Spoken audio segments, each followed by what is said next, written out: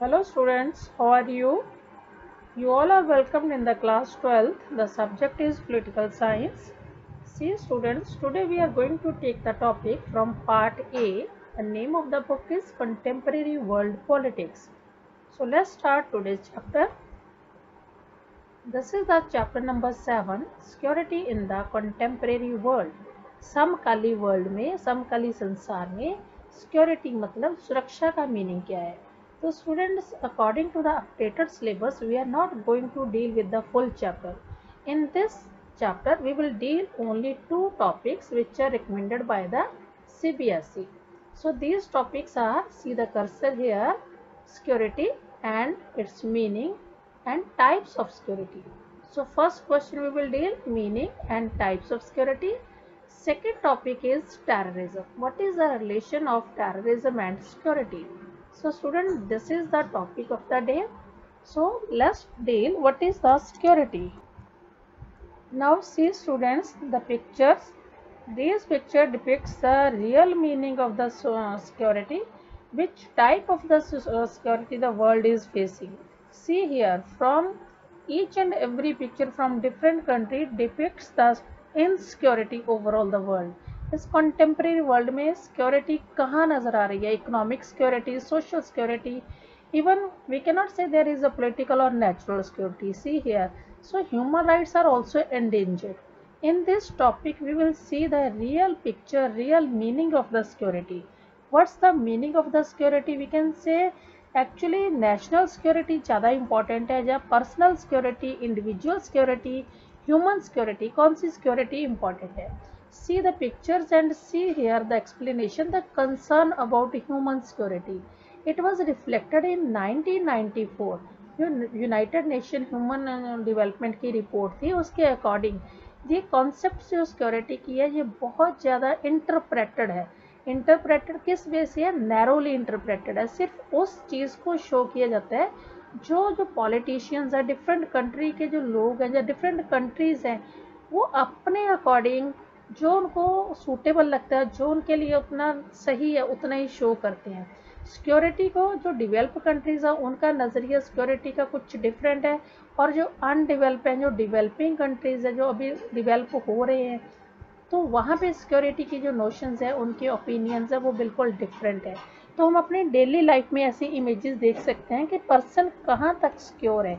अगर हम बात करें person is moving out from the home, so उसकी कोई सिक्योरिटी नहीं है कि इधर on the next street he is being robbed, उसको लूटा जा सकता है, या फिर छोटे बच्चे हैं, गर्ल्स हैं, उनकी कोई सिक्योरिटी नहीं है. तो स्टूडेंट्स, हम बात करेंगे इस चैप्टर में कि सिक्योरिटी का मीनिंग जिस छोटे लेवल पे हमने देखना है कि कौन कितना सिक्योर है, कौन कितना सिक्योर नहीं है. नाउ सी दिस पिक्चर, ये डिपिक्ट करती है आपको सिक्योरिटी का रियल मीनिंग. कि अगर हम आज की डेट पे बात कर रहे हैं कि पीस कीपिंग ऑपरेशंस हैं, पीस कीपिंग ऑपरेशन सिर्फ एक बैनर है, ये पिक्चर है. Actually peace keeping is done with the help of weapons. The person shown in the cartoon, it is fully laced with the different weapons. So ये हमारी piece की एक original pictures है. अगर हम बात करें कि पर्सन की, इंडिविजुअल की जो सिक्योरिटी है वो बिल्कुल भी नहीं है. तो स्टूडेंट्स, हमने इस चैप्टर में देखना है कि सिक्योरिटी सिर्फ इंडिविजुअल सिक्योरिटी की बात कर रहे हैं या हम नेशनल सिक्योरिटी की बात कर रहे हैं. तो yet we would be paralysed if we took such an extensive view of security. Everywhere we looked the world would be full of dangers. हर जगह वर्ल्ड में क्या है? डेंजर्स है. अगर हम बात करें कि इन सिक्योरिटी से हमें फ्री होना है, इनसिक्योरिटी से फ्री होना है, तो ऐसी इनसिक्योरिटीज़, ऐसी प्रॉब्लम्स, थ्रेट्स जो हमें डेली बेस पे हमारी डेली लाइफ में हमें मिलती हैं, चाहे वो इंडिविजुअल पर्सन को है, चाहे वो इकोनॉमिक इनसिक्योरिटी है, सोशल है, पॉलिटिकल है, तो हर जगह पे हमें इनसिक्योरिटी नज़र आती है. क्या हम इस चीज़ को सिक्योरिटी का मीनिंग मानते हैं? बिल्कुल नहीं. इस चैप्टर में हम देखेंगे कि सिक्योरिटी हम उस चीज़ को ले रहे हैं, कंक्लूजन हमारा ये है कि सिक्योरिटी जो है that relates with the extremely dangerous threats. जो बहुत बड़ी थ्रेट्स हैं, बहुत बड़े चैलेंजेस हैं, बहुत ज़्यादा बड़ी प्रॉब्लम्स हैं जो हमारी कंट्री के साथ, जब पूरे मास जो हमारी कम्युनिटी है उसके साथ, हम ज़्यादा वर्ल्ड के लोगों के साथ, हम जिसमें वो ज़्यादा इफेक्ट हो रहे हैं, हम उस चीज़ को अपनी सिक्योरिटी के नोशन में ले रहे हैं कि सिक्योरिटी का दायरा, सिक्योरिटी का मीनिंग। जो छोटे लेवल पे पर्सनल सिक्योरिटी है उसकी हम इतने बड़े लेवल पे डिस्कशन या डिबेट्स नहीं करते जितनी हम बड़े लेवल पे।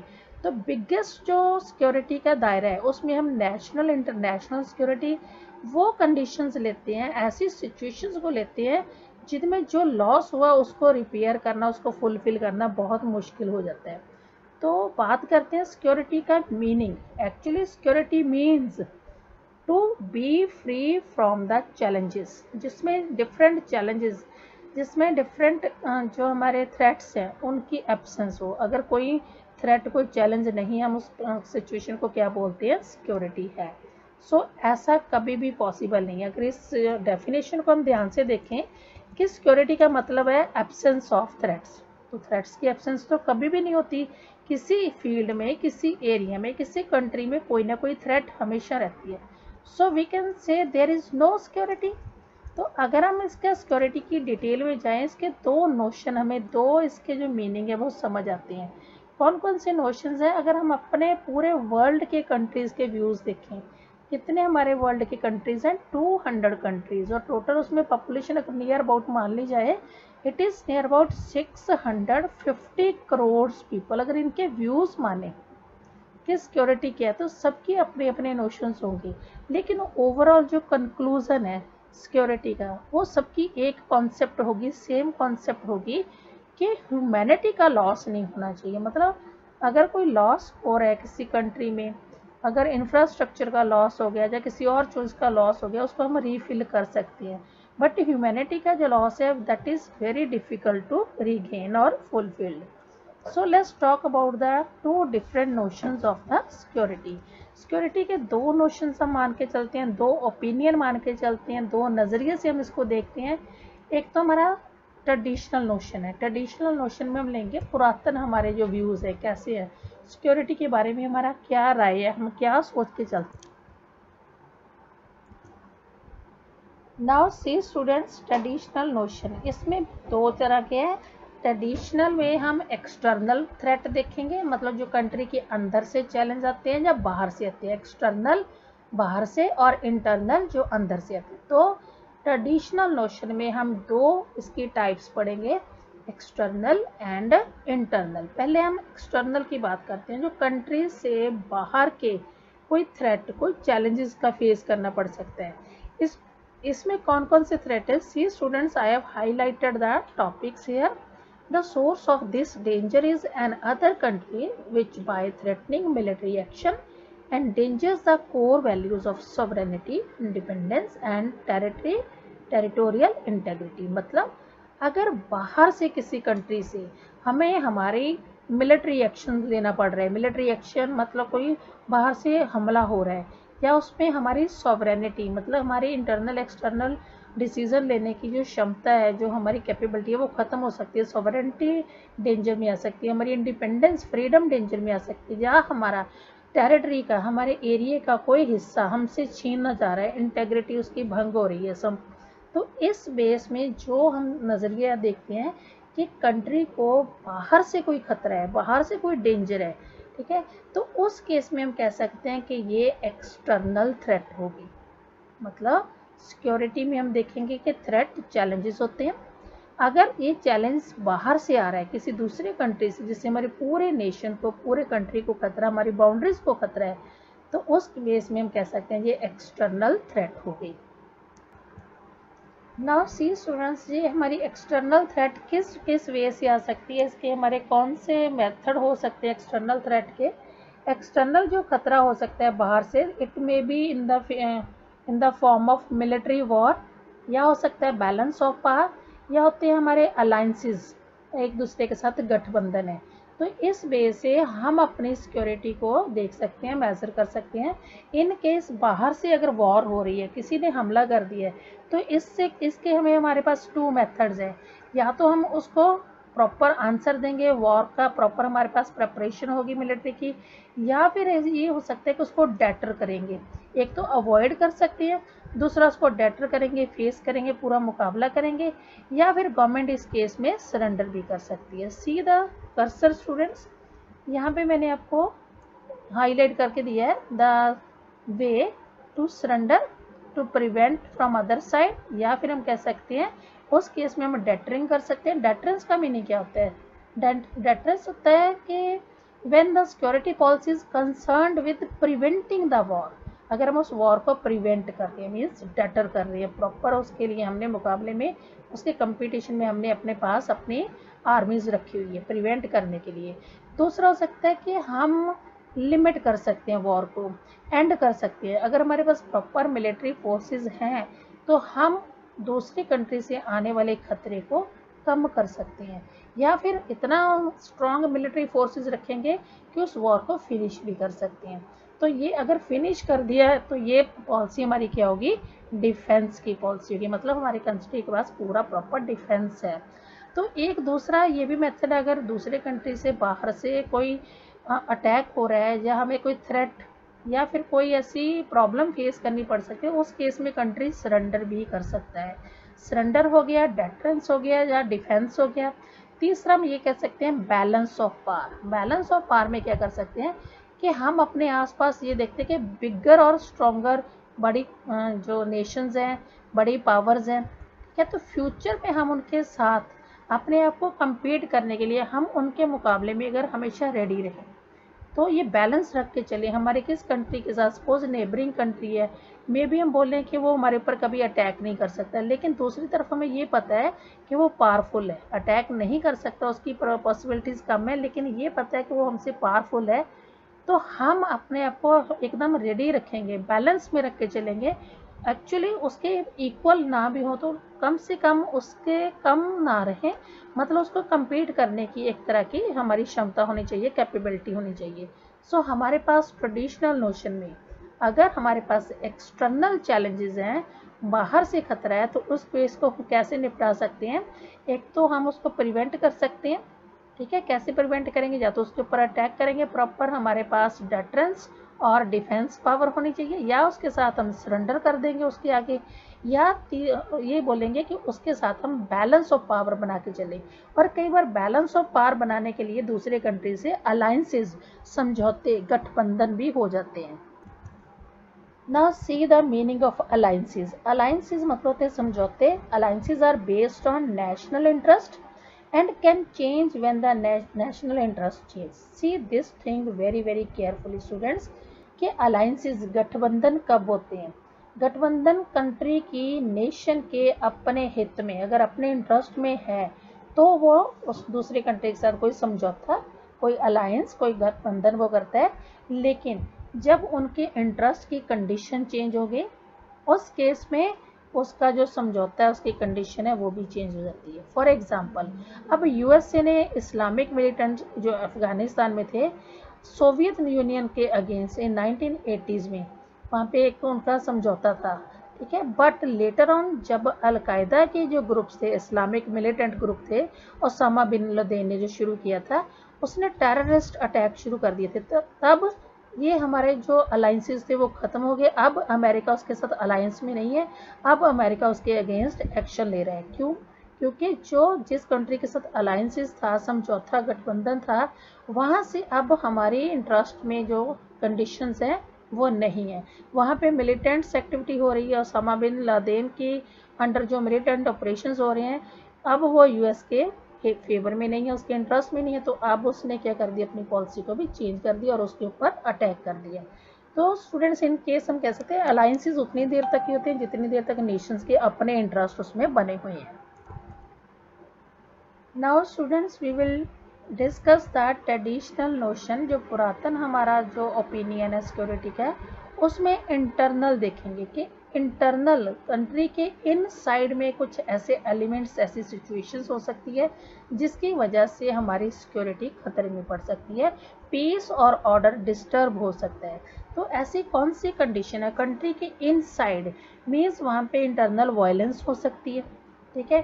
कंट्री के अंदर ही ट्रेडिशनल जो सिक्योरिटी है वो उसकी डैमेज हो सकती है। किस वजह से? अगर कोई कम्युनिटी, एक कम्युनिटी दूसरी कम्युनिटी के अगेंस्ट हो रही है, कोई सिविल वॉर लग रही है, जहाँ वहाँ की पॉपुलेशन, वहाँ के लोग सिविलियन गवर्नमेंट के एंटी हो रहे हैं, मतलब किसी भी रीज़न से वहाँ पे इंटरनल पीस नहीं है, या फिर ऐसी सिचुएशन जब पॉलिटिकल इंस्टेबिलिटी हो रही है, ठीक है, और गवर्नमेंट उसको कंट्रोल नहीं कर रही है।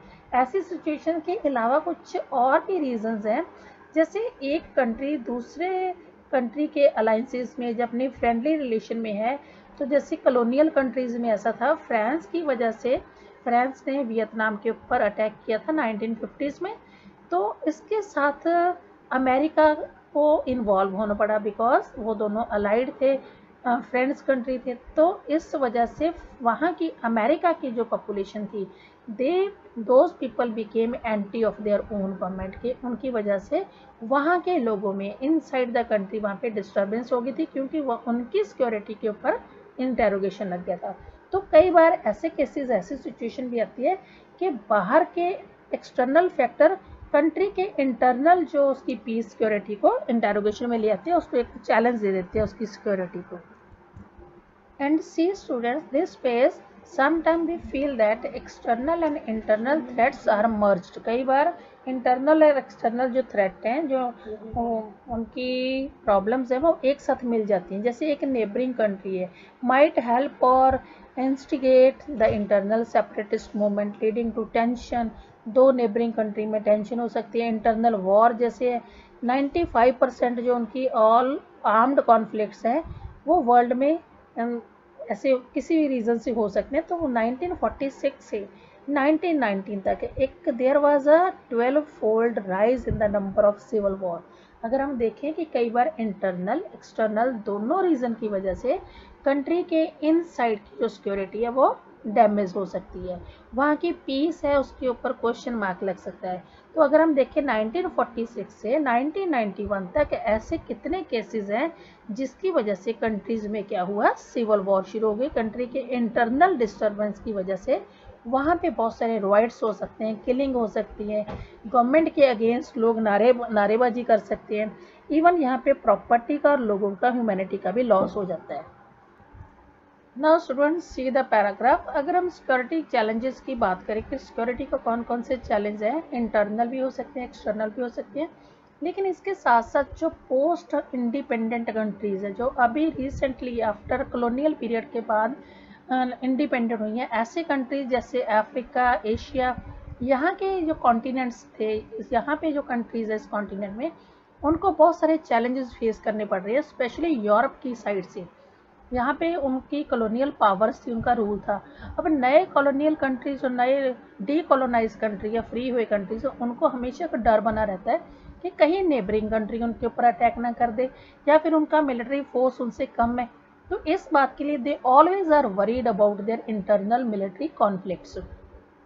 तो अब उनके पास झगड़ा किस बात का होता है, normally they quarrelled over the borders, अपने बॉर्डर डिस्प्यूट पे, टेरिटरीज उसके, या अपने कंट्रोल ऑफ पीपल और पॉपुलेशन, और ऑल द सेम साइमल्टेनियसली, मतलब एक साथ ये सारे भी हो सकती है, इनमें से कोई एक रीज़न भी हो सकता है। स्टूडेंट्स, आपका ये क्वेश्चन आ सकता है कि हमारे जो ट्रेडिशनल नोशन है सिक्योरिटी का, उसमें कोई reason, due to which reason the insecurity was there, जो इंटरनल इनसिक्योरिटी थी, may be the nation, the communities or the countries within the continent, they quarreled over the border disputes, territories, control of the people या population, या फिर ये सारे एक साथ भी हो सकते हैं।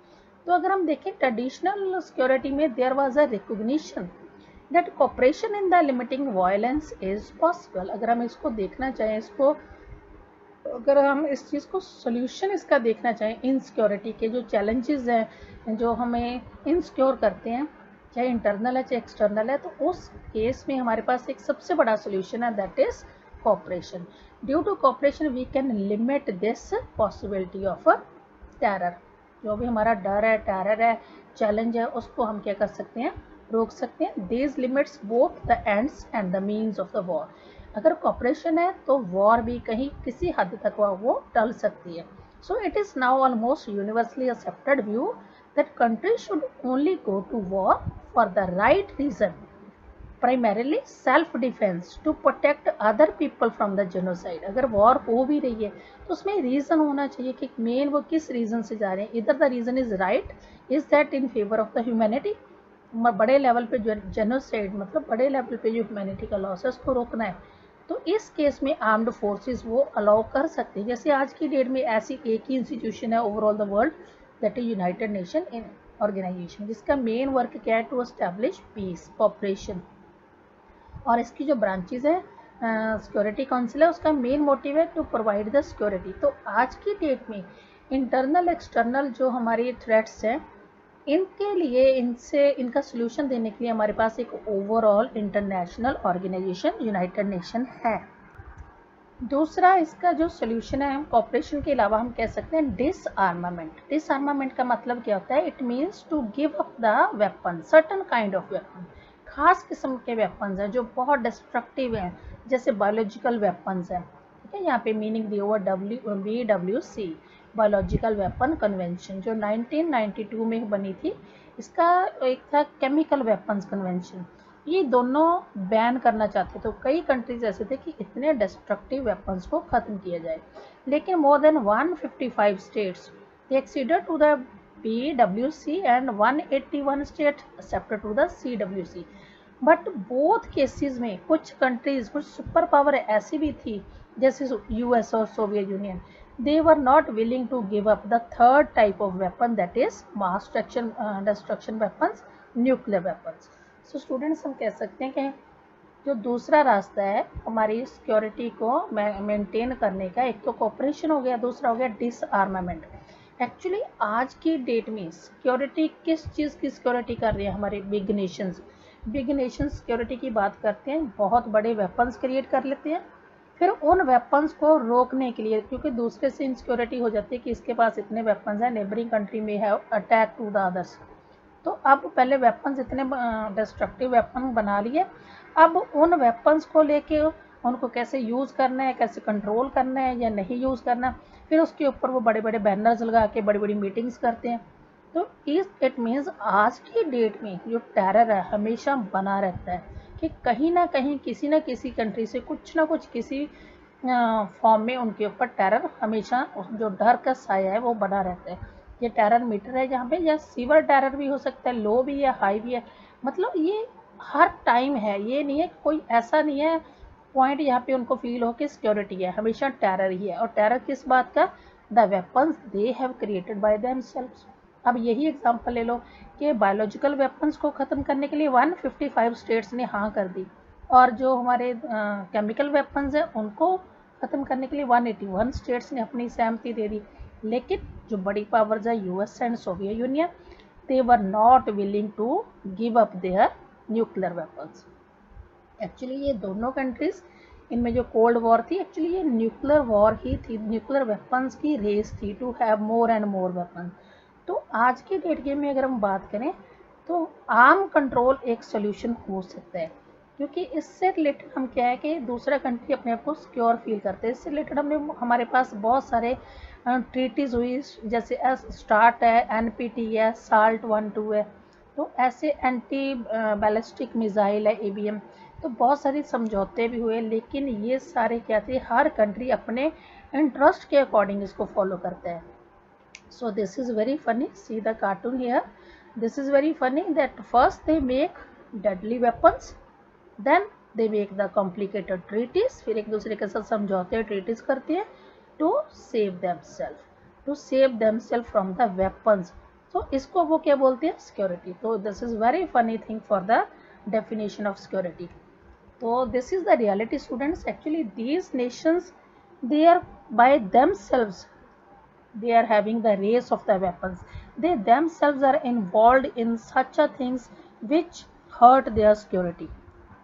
now see the example, few examples are there when United Nation organization, they that gave its assent, अपने इसको असेंट दिए कि ये किसी रीज़न से अगर किसी कंट्रीज़ में कोई वॉर या सिक्योरिटी को ख़तरा है, जिसमें बड़े लेवल पे ह्यूमैनिटी को डेंजर है, जेनोसाइड का ख़तरा हो सकता है, सिविल वॉर बड़े लेवल पे हो सकती है, तो ऐसे ऑपरेशंस में यूनाइटेड नेशन चार्टर्स जो है that empowers the international community to take up the arms in the defence of human rights. मतलब कि किसी फील्ड में, किसी रीज़न से, जो वैलिड रीज़न है, जिसमें हम देख सकते हैं कि ह्यूमैनिटी का बहुत लॉस हो रहा है, उसको हमने करना है, डेटर करना है, या फिर उसको उससे बचना है। तो प्रिवेंशन के लिए यूनाइटेड नेशन का जो चार्टर है, उसका कानून है, तो ये अलाउ करता है कि डिफरेंट टाइप्स के वेपन से हम डिफेंस या सिक्योरिटी प्रोवाइड करें। तो ऐसे केसेस हैं जैसे इराक ने कुवैत के ऊपर इन्वेड कर दिया था, रवांडा की जो जेनोसाइडल वॉर थी, वहाँ के इंडोनेशिया के मिलिट्री किलिंग्स हैं, ईस्ट तैमूर में जो बहुत बड़ा इंसिडेंट हुआ। तो ऐसे रीज़न में, ऐसी सिचुएशन में there is a provision to have the defense with the help of weapons. Now student, let's move to the very next important topic, that is terrorism. Actually जो terrorism है, अभी तक हमने रीड किया कि सिक्योरिटी के जो ट्रेडिशनल पॉइंट ऑफ व्यू से हम देख सकते हैं, इंटरनल थ्रेट भी हो सकती है, एक्सटर्नल बाहर से भी हो सकती है, ठीक है। तो जो नॉन हमारे ट्रेडिशनल व्यूज़ हैं, आज की डेट के हैं, जो पुरातन नहीं है, ठीक है, आज की डेट के अकॉर्डिंग हमारे पास बहुत सारे ऐसे चैलेंजेस हैं, बहुत सारे ऐसे थ्रेट्स हैं, जिससे हमें ह्यूमन सिक्योरिटी के ऊपर क्वेश्चन मार्क लग जाता है। तो ऐसी नॉन ट्रेडिशनल जो कंसेप्शन है, चाहे वो किसी भी फेस में है, पूरे ह्यूमैनिटी के लिए या ग्लोबल सिक्योरिटी के लिए, उसमें बहुत तरह की थ्रेट्स आती है। और सबसे जो सीवर थ्रेट है, सबसे ज़्यादा टेररिज्म की है। आज का वर्ल्ड के बहुत सारे major of the country they are facing this terrorism. इस टेररिज्म की थ्रेट की वजह से वहाँ की सिक्योरिटी अफेक्ट होती है। कई बार ऐसा होता है कि इंटरनल और एक्सटर्नल दोनों तरह की वहाँ पे कंडीशन बन जाती है, दोनों तरह की सिक्योरिटी के ऊपर चैलेंज आ जाता है। तो first of all we will see what is the meaning of terrorism. Actually terrorism क्या है कि पॉलिटिकल वायलेंस है, ऐसी वायलेंस है जिसमें टारगेट कौन होते हैं, टारगेट इज सिविलियंस, उनके ऊपर हमला होता है, डेलिबरेटली होता है, जो जानबूझ के प्लान्ड होता है, और इनडिस्क्रिमिनेटली होता है, रेकलेस होता है। वो नहीं देखते कि जिसके ऊपर वो अटैक हो रहा है, जो इसमें सफ़र करेगा वो कौन है, रेकलेसली इधर the man, women, school children, wherever, जो लेबर है, हायर क्लास पीपल है। तो वी कैन से टेररिज्म सबसे ज़्यादा डेंजरस है। ये इंटरनल भी हो सकती है थ्रेट, एक्सटर्नल भी हो सकती है। This is due to the clash between the government or clash between the different parties, और देयर में भी इंटरनेशनल इश्यूज ऑल्सो। तो इसमें ज़्यादातर टारगेट कौन होते हैं, सिविलियंस आम लोग होते हैं। इंटरनेशनल टेररिज्म ये नहीं कि सिर्फ ये कंट्री की इनसाइड ही है, ये पूरे वर्ल्ड में भी हो सकता है, इंटरनेशनल टेररिज्म में भी है। और तो इंटरनेशनल टेररिज्म में हम कह सकते हैं, इसमें किसी भी कंट्री के ऊपर अटैक हो सकता है, किसी भी टेरिटरी, किसी भी एरिया के ऊपर कोई भी तरह के सिटीजन हो सकते हैं। सो terrorist group seek to change a political context और condition that they don't like to be force और threat of the force. Means ऐसी कंडीशन, ऐसी गवर्नमेंट, ऐसे सिचुएशन जिनको वो अच्छा नहीं समझते, जो उनके लिए सूटेबल नहीं है, तो ऐसी सिचुएशन के अगेंस्ट, ऐसे पॉलिटिकल सिस्टम के अगेंस्ट, तो वो अपना जो एक प्रेशराइज मूवमेंट दिखाते हैं, गवर्नमेंट को इफेक्ट करते हैं कि उसके ऊपर या तो सिविलियंस किसी स्कूल, कॉलेज, किसी फैक्ट्री या किसी बड़े होटल में, या जैसे स्टॉक एक्सचेंज जो हमारे यूएसए की एग्जांपल है, उसके ऊपर टेररिस्ट अटैक हुआ था। तो किसी चीज़ को भी अपना टारगेट बना सकते हैं। मकसद सिर्फ एक ही होता है, उनका एम सिर्फ होता है कि गवर्नमेंट को, जो वहाँ के सिस्टम को एक तरह का चैलेंज देना, अपने जो उनके खुद के टारगेट्स है उसको पूरा करने के लिए गवर्नमेंट या सिस्टम को या कंट्री को प्रेशराइज करना। तो ये हमारा सबसे बड़ा खतरा है आज की डेट में, सिक्योरिटी के ऊपर सबसे बड़ा क्वेश्चन मार्क है, ठीक है। तो इस केस में हम कह सकते हैं the civilian targets are usually chosen to terrorise the public and to use the unhappiness of the public as a weapon against national government or the parties in the conflict जो उसमें involve है। तो we can से जो हमारा terrorism है आज की डेट में सबसे ज़्यादा ये हमारा डेंजरस थ्रेट है सिक्योरिटी का। इस वे भी हम ये भी कह सकते हैं आर्म कंट्रोल, जो रेगुलर आर्म कंट्रोल्स की गवर्नमेंट बातें कर रही है, वेपन्स को कंट्रोल करने की बातें कर रही है, तो ये सारी चीज़ें उस टाइम पीछे हट जाती है जब किसी कंट्री के ऊपर एक टेररिस्ट अटैक हो जाता है। तो सबसे ज़्यादा वायलेंस होती है इसमें, और सबसे ज़्यादा इसमें ह्यूमैनिटी का लॉस हो सकता है। और इसके मेथड क्या है, टेररिस्ट जो होते हैं वो कौन सा मेथड चूज़ करते हैं। नॉर्मली जो टेररिस्ट होते हैं हाईजैकिंग करते हैं प्लेन्स की, या फिर कहीं ना कहीं ट्रेन्स में, पब्लिक प्लेसेस में, कैफ़े, मार्केट में वो बॉम्ब्स डिस्प्लेस कर देते हैं, कोई बम लगा दिए कहीं पे, तो उनका टारगेट होता है कि पूरी क्राउड को, ऐसी प्लेसेस को हर्ट करना। गवर्नमेंट का और लोगों का सबसे ज़्यादा लॉस हो जाता है। सबसे ज़्यादा एग्जांपल, हम बड़ी एग्जांपल देख रहे हैं 11 सितंबर 2001 की, when terrorist they attacked over the World Trade Center in America. So other governments and other public have paid more attention to the terrorism because जो टेररिज्म है ये अपने आप एक नई, जो है हम कह सकते हैं नई तरह की चैलेंज है। बट ओल्ड टाइम में ये डिफरेंट टाइप का चैलेंज था, मतलब उनके जो वेपन्स थे वो डिफरेंट टाइप के थे। वो उस टाइम में अटैक करने का, लोगों को डराने का, टारगेट करने का, लूटने का तरीका कुछ अलग होता था। लेकिन आज की डेट में जो टेररिज्म है उन they are less. So students, in the end we can say the terrorism, the war, these are the most destructive weapons, tools which affect the security, and they also harm the humanity as well as global humanity, human rights also. तो सबसे बड़ा खतरा जो हमारा है war से है, internal भी हो सकती है, एक्सटर्नल भी हो सकती है। टेररिज्म से है, जो हमारा नॉन ट्रेडिशनल नोशन है, इसको ये हमारे ओल्ड ट्रेडिशन में आ जाता है सीधा कर्सर, ये हमारे न्यू ट्रेडिशंस में आ जाता है। बट दोनों ही overall simultaneously both are very dangerous and they are having a question mark on the security of the humans. तो इस वे में हम कह सकते हैं दो इसके अल्टरनेट थे, कोऑपरेशन था, अलाइंसेस थे। बट अलाइंसेस और कोऑपरेशन क्या था, हर कंट्री अपने नेशन के इंटरेस्ट के अकॉर्डिंग उसको चेंज करता है उसकी कंडीशन। तो ओवरऑल हम कह सकते हैं कि वर्ल्ड में सिक्योरिटी जो है आज की डेट में सबसे ज़्यादा रिक्वायर्ड है। बिकॉज पर्सन ना तो अपनी इंडिविजुअल सिक्योरिटी है उसके पास, ना ह्यूमन सिक्योरिटी है।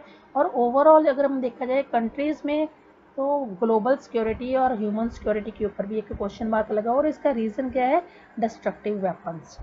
So students, this was the topic. Hope आपको टॉपिक समझ आ गया होगा। तो I again suggest you to please read the chapter by yourself also. Now we are having only two topics, need not to go through the whole chapter.